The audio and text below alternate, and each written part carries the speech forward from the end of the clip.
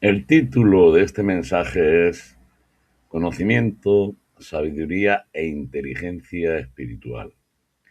Y la lectura clave la tenemos en Colosenses capítulo 1, versículos 9 al 14, que dice así. Por lo cual, también nosotros, desde el día que lo oímos, no cesamos de orar por vosotros y de pedir que seáis llenos del conocimiento de su voluntad en toda sabiduría e inteligencia espiritual, para que andéis como es digno del Señor, agradándole en todo, llevando fruto en toda buena obra y creciendo en el conocimiento de Dios, fortalecidos con todo poder conforme a la potencia de su gloria, para toda paciencia y longanimidad, con gozo, dando gracias al Padre que nos hizo aptos para participar de la herencia de los santos en luz, el cual nos ha librado de la potestad de las tinieblas y trasladado al reino de su amado Hijo, en quien tenemos redención por su sangre. Por su sangre, tenemos redención por su sangre, el perdón de pecados. Bueno, antes de comenzar a exponer el mensaje, quisiera, y como ilustración, quisiera decirle lo siguiente, porque yo no sé si los predicadores y maestros que tengan la iglesia, pues han comentado esto que yo les voy a comentar. Y es importante que lo sepan. Miren, de las 13 o 14 digamos, cartas atribuidas al apóstol Pablo, pues miren, de las 13 o 14, pues todos los estudiosos coinciden en que solo 7 de estas cartas fueron dictadas o escritas directamente por el apóstol Pablo en el siglo I. Y lo digo así, en el siglo I. A continuación, les voy a decir cuáles son estas cartas y además en su orden cronológico. La primera carta que escribió el apóstol Pablo fue la epístola la primera epístola a los tesalonicenses. Sí, sí. Y le digo, este es el escrito más antiguo del Nuevo Testamento, y hay quien dice que aproximadamente se pudo redactar en el año 50 después del Señor y desde Corinto, la iglesia de Corinto. Y el contenido de esta carta lo que hace es ofrecer palabras de aliento a una comunidad joven, pues que sufría persecución, y responde a sus inquietudes sobre la segunda venida del Señor Jesús. Bueno, ya saben que en las versiones dicen venida de Cristo, esta palabra en griego, o lo que es la parusía. La segunda carta tienda, y esta carta es sumamente importante en la teología del apóstol Pablo, es la epístola a los Gálatas. Esta carta es fundamental. Y miren, la importancia de esta carta es la defensa histórica de la libertad cristiana frente al legalismo judío. Esta carta ya la escribió el apóstol Pablo cuando ya había tenido, en fin, el apóstol Pablo al principio y teológicamente, bueno, estaba cercano a los judeomesiánicos, es decir, a los apóstoles, en fin, los que estaban en Jerusalén.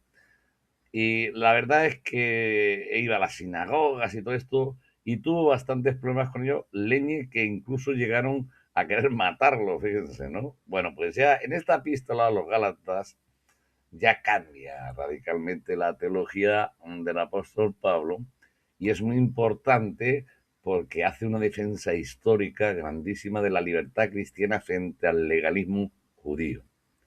Y el contenido principal, digamos, de esta carta es que Pablo argumenta firmemente que la salvación se obtiene a través de la fe en el Señor Jesús, el Mesías, y no por el cumplimiento estricto de las leyes de la Torá, es decir, todo, pues todos los que habían recibido como si hubieran recibido la circuncisión, ¿no? La tercera carta que escribió el apóstol fue la primera a los Corintios. Bueno, voy a ir rápido, porque, bueno, no. Bueno, voy a explicarlo. ¿Cuál es la primera a los Corintios? Miren, la importancia de esta carta, que es una de las cartas del apóstol Pablo más extensas y digamos que pastorales, y fue dirigida a una iglesia cosmopolita sumida en graves divisiones internas. Sí, había muchos problemas en esta iglesia y de toda índole. Y el contenido principal de esta carta es el abordar pues los problemas prácticos de falta de moral que se estaban produciendo en esta iglesia, el orden, también había cierto desorden, quiso hablar sobre el tema de los dones espirituales, y esta carta contiene el famoso himno al amor, esta, bueno, que a mí me encanta, que es el capítulo 13 de Primera de Corintios. A mí esta carta es que me encanta. Y bueno, pues también en esta carta el apóstol Pablo hace una profunda defensa de la resurrección. La cuarta carta fue la segunda epístola a los Corintios. Y ya esta carta es un poquito más personal y apasionada del apóstol, donde el apóstol ya va exponiendo pues su vulnerabilidad. Y el contenido, digamos, principal de esta carta es que el apóstol Pablo pues defiende la legitimidad de su ministerio apostólico frente a falsos maestros rivales que se consideraban unos superapóstoles, y detalla los sufrimientos que él ha padecido por el Evangelio. La quinta carta que, que escribió o redactó el apóstol Pablo fue la epístola a los filipenses. Y la importancia de esta carta, pues es porque él estaba ya cautivo, o sea, él ya estaba encarcelado y él la redactó desde la prisión. Pero, pero aún así, siendo una carta en la que él está metido en prisión, la verdad es que se le ve a él un carácter y un tono, pues yo diría que casi hasta alegre. Y el contenido principal de esta carta es que el apóstol Pablo agradece el apoyo económico, sí, el apoyo que esta comunidad de Filipos le prestó, ¿no? Y atienda. Y contiene lo que es conocido como un himno cristológico. Cristológico, ¿eh? Atiendan. Un himno cristológico. Y en este es Filipenses, en el capítulo 2, versículos 5 al 11. Y en este himno cristológico, pues se pretende describir la humillación y posterior exaltación de Jesús. Bueno, pues yo le voy a decir una cosa. Si ustedes leen y analizan filológicamente el capítulo 2 de la epístola a los filipenses, coincidirán conmigo y con muchos estudiosos de la Biblia que este himno cristológico de Filipenses 2, 5, 11 fue interpolado tiempo después. Tiempo después. Ustedes lean el capítulo 2 y se darán cuenta, a nada que lo estudien en un orden filológico, cómo, cómo dirán, ay, pues leñe, pues es verdad, esto lo metieron ahí. Y fueron muy hábiles, porque hay que estudiar muy bien ese capítulo para darse cuenta de esta interpolación. La sexta carta que escribió el apóstol Pablo fue a Filemón. Y es una carta muy breve, y además muy privada, ¿no? Porque va dirigida, digamos, a un individuo, ¿no? A Filemón. Y lo que hace en esta carta principal es que Pablo intercede ante su amigo Filemón en favor de Onésimo, un esclavo de él que se había fugado, pero que se convirtió al cristianismo tras conocer al apóstol Pablo, y el apóstol Pablo le pedía que lo recibiera, y ya no como un siervo, sino como un hermano. Y luego tenemos la séptima carta, muy importante también esta carta, que es la epístola a los romanos. Sí, esta epístola a los romanos, digamos que es una obra teológica cumbre del apóstol Pablo. Yo diría que es la más extensa y la única redactada para una comunidad que el apóstol Pablo, no había fundado previamente. Y el contenido principal de esta epístola a los romanos, pues es la exposición sistemática del plan de salvación divino y la doctrina de la justificación por la fe, sirviendo pues como carta de presentación formal antes de su planeado viaje a Roma y a España, que él tenía intención de ir a España. Y luego hay una serie de cartas que le llaman Paulinas, como son Colosenses, Efesios y Segunda de Tesalonicenses. Y hoy concretamente les voy a comentar algo de Colosenses, ¿no? Y luego están las cartas pastorales, que fueron primera y segunda de Timoteo y Tito, que, bueno, pues después de que el apóstol Pablo muriera y todo esto, pues la escuela teológica del apóstol Pablo pues escribió estas cartas, quien fuere. ¿eh? Y luego está la epístola a los hebreos. Yo les diré que esto, unánimemente, todos los eruditos y entendidos de las escrituras descartan de una manera, pero clarísima, de que esta carta no la escribió el apóstol Pablo, porque no tiene el estilo literario de Pablo, ni su vocabulario, y teológicamente es muy diferente. La carta de los hebreos es más judeo-mesiánica que paulina. Y que yo, en mi opinión, y también hay muchos que piensan que pudo ser así, pues consideran que probablemente esa carta pues la escribió Apolo. Y miren, y antes de, y ya por último, en esta parte de ilustración, en esta carta a los colosenses, que ya, como ya les he dicho, no las escribió el apóstol Pablo, y además se nota clarísimamente, quien haga un estudio, nota clarísimamente que esta carta no tiene nada que ver con el lenguaje del apóstol Pablo, pues yo no sé, a lo mejor serían algunos discípulos de él, pero también ya se les ve, digamos, no sé, cierta tendencia cristológica del escritor de Colosenses. Mire, por ejemplo, él dice, cuando dice, y dice, el cual nos ha librado de la potestad de las tinieblas, está refiriéndose al Padre, ¿no? Que nos ha librado de la potestad de las tinieblas, y fíjese esta expresión, y trasladado al reino de su amado Hijo. Es algo como muy cristológico, ¿no? Bueno, esta expresión es única en la Biblia.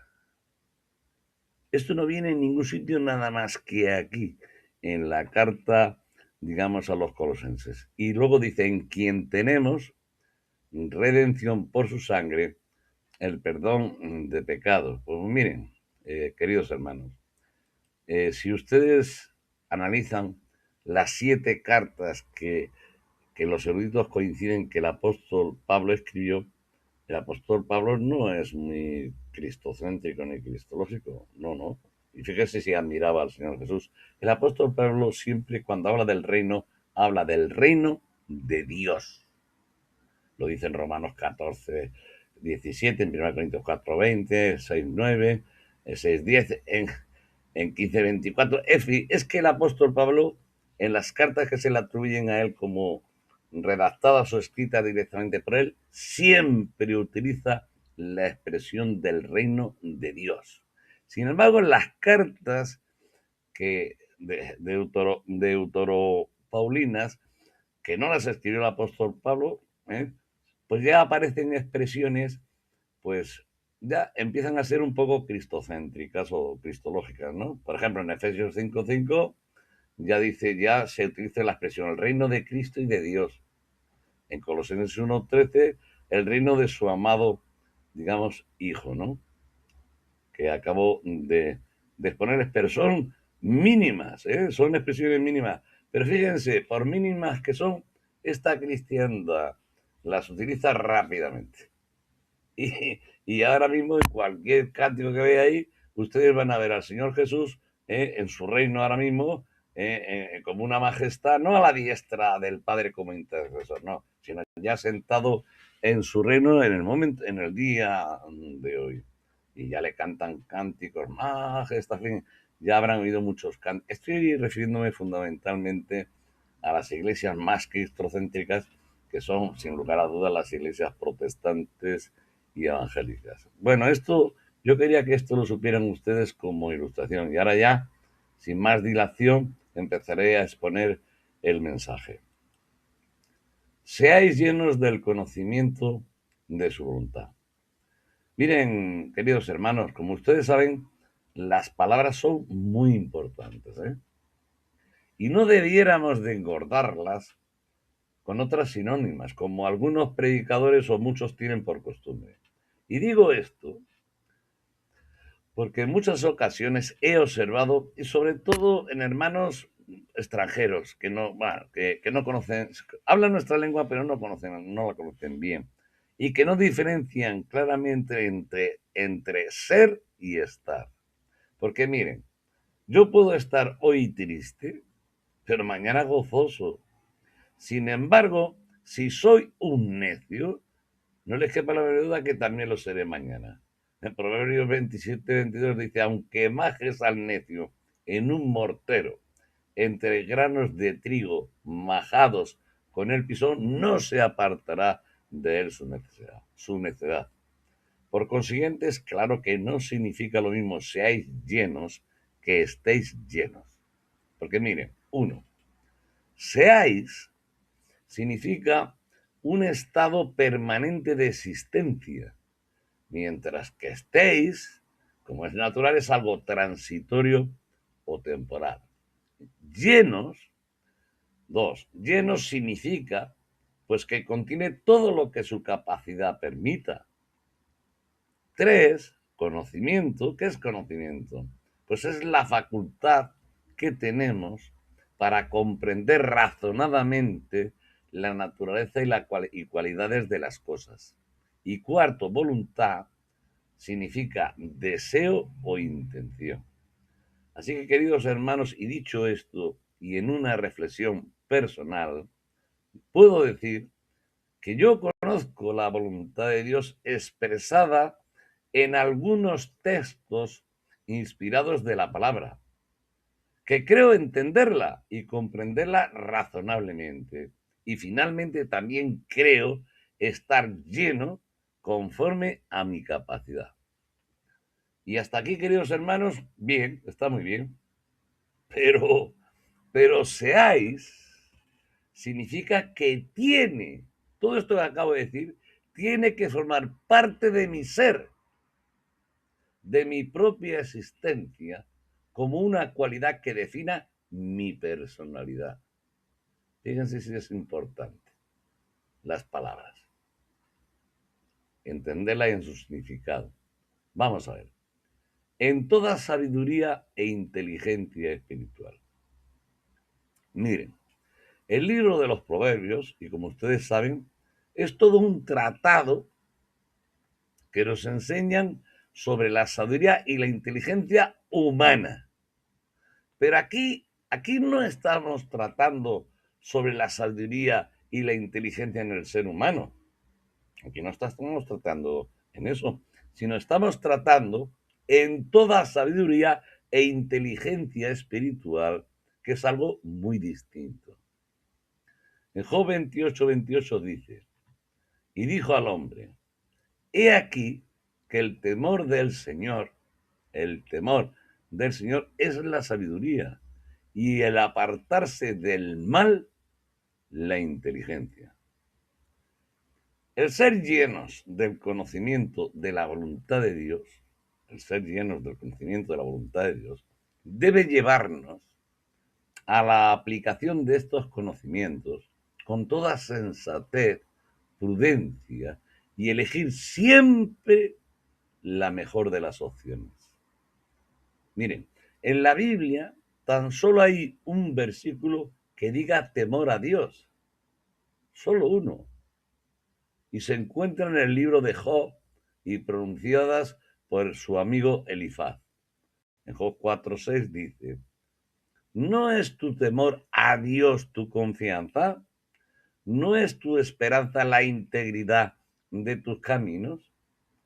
Pues queridos hermanos, en la presente dispensación de la gracia, no se utiliza esta expresión de temor a Dios, sino que se utilizan expresiones tales como temor del Señor y temor de Dios. Así que les diré, y en contra de lo que algunos maestros enseñan, he de decirles que un discípulo del Señor Jesús, un hijo de Dios, que llama a su Padre celestial Abba, Padre, papá, papaíto, claro que tiene temor. Sí, tiene temor. ¿Tiene temor de quién? ¿De él? No, tiene temor de sí mismo, temor de no cumplir con la voluntad del Padre. Pero no es un temor o miedo porque crea y tema que nuestro Padre de Gloria le va a castigar duramente. No, no. El Hijo de Dios no teme porque espera un castigo, sino que tiene temor de no amar y servir al Padre como es debido. Tiene temor de no darle la gloria y la honra que solamente Él merece. Repito, estamos hablando de un hijo de Dios, ¿eh? Tiene temor de no darle la gloria y la honra que solamente Él merece. Estamos hablando de Dios nuestro Padre. Este es el temor del Señor, el temor de Dios. Romanos 8:15 dice, pues no habéis recibido el espíritu de esclavitud para estar otra vez en temor, sino que habéis recibido el espíritu de adopción por el cual clamamos Abba, Padre. Y les diré una cosa, queridos hermanos. Si Dios nos disciplina, créanlo, no lo hace para castigarnos. Lo hace porque nos ama, pero no para castigarnos. Veamos estos conceptos. Uno, sabiduría. ¿Qué es sabiduría? Sabiduría es aplicar los conocimientos con sensatez, prudencia y acierto. Y dos, inteligencia. ¿Qué es inteligencia? Pues mire, inteligencia es escoger o elegir la mejor de las opciones posibles. ¿Sí, sí? La mejor opción de las posibles o la mejor de las opciones posibles. El ser llenos del conocimiento de la voluntad de Dios y aplicarlos con sabiduría e inteligencia espiritual, solo es posible, créanlo, en la nueva criatura en el Señor Jesús. Porque miren, uno, la nueva criatura por la que de igual manera el Espíritu nos ayuda en nuestra vida, pues ¿qué hemos de pedir como conviene? No lo sabemos.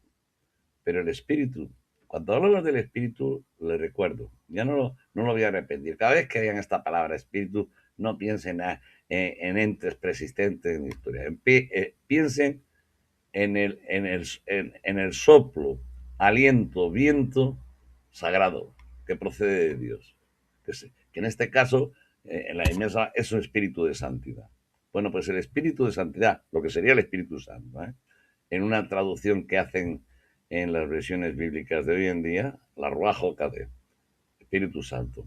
Bueno, pues el Espíritu mismo intercede por nosotros, fíjense, con gemidos indecibles, más el que escudriña los corazones sabe cuál es la intención del Espíritu, porque conforme a la voluntad de Dios intercede por los santos. Romanos 8, 26, 27. 2. Estamos hablando de la nueva criatura, La nueva criatura que no se conforma a este siglo, sino que se transforma por medio de la renovación de su entendimiento para comprobar cuál sea la buena voluntad de Dios, agradable y perfecta. Romanos 12:2. Y 3. La nueva criatura que no es insensata, sino por el contrario es entendida de cuál sea la voluntad del Señor. Efesios 5:17. Vamos a ver. Para que andéis como es digno del Señor, agradándole en todo, llevando fruto en toda buena obra y creciendo en el conocimiento de Dios. Miren, el discípulo del Señor Jesús camina y anda en este mundo, pues con un comportamiento como es natural, digno del Señor, y procurando agradarle en todo.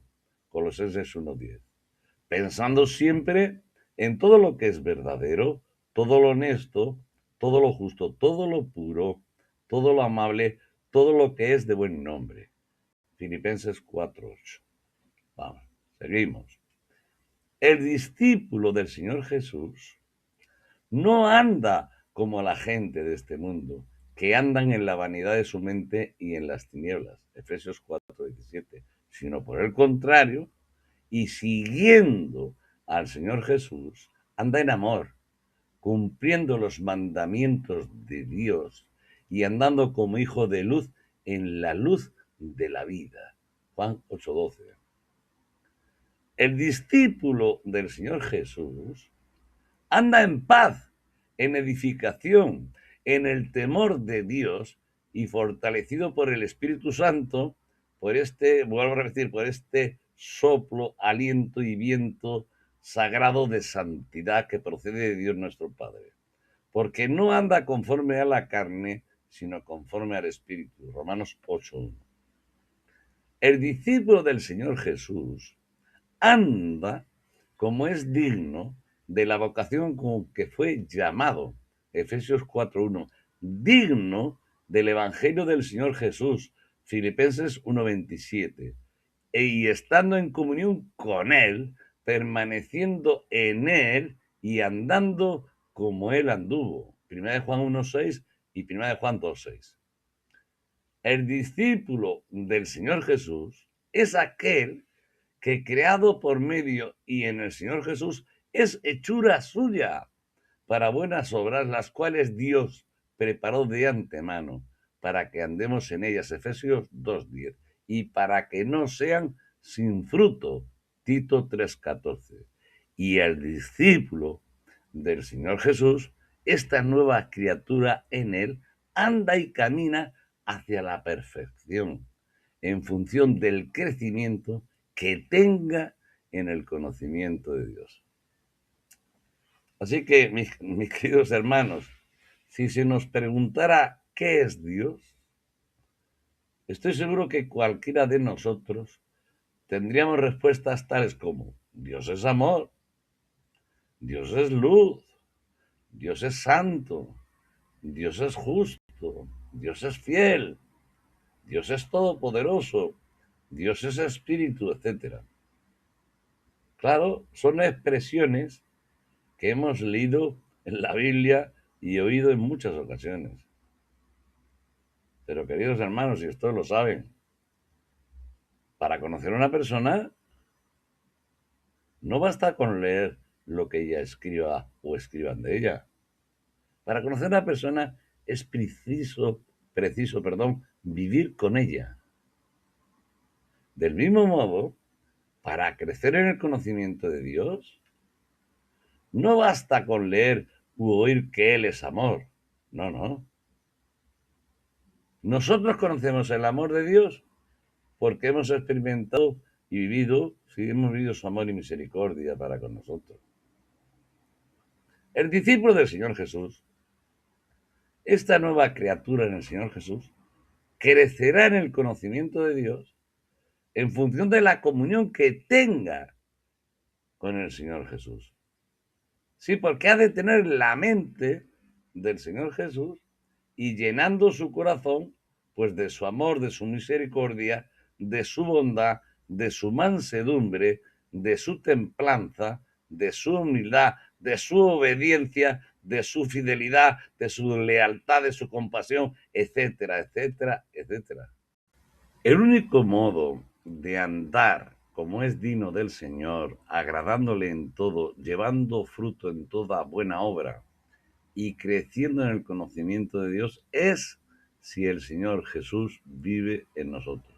Y ahora le voy a parafrasear Gálatas 2:20. Con el Señor Jesús estoy juntamente crucificado y ya no vivo yo, mas vive el Señor en mí. Y lo que ahora vivo en la carne, atiendan, lo vivo en la fe de Él, el cual me amó y se entregó a sí mismo por mí. Esto es lo que dice Gálatas 2:20, y esto es conforme total a la teología del apóstol Pablo. Fortalecidos con todo poder, conforme a la potencia de su gloria, para toda paciencia y longanimidad. Miren, todo lo podemos en el Señor Jesús, que nos fortalece, y en el poder de su fuerza. Efesios 1:19.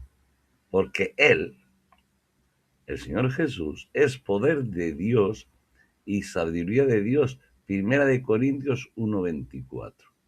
Así que demos muchas gracias a Dios, porque en su gracia nos ha dado conforme a las riquezas de su gloria y nos ha fortalecido con el poder en el hombre interior por su Espíritu.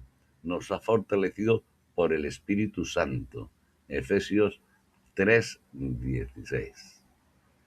Hemos sido fortalecidos con todo poder conforme a la potencia de su gloria, ¿sí?, para que podamos sufrir con grandeza y constancia de ánimo todas aquellas adversidades que se nos presenten.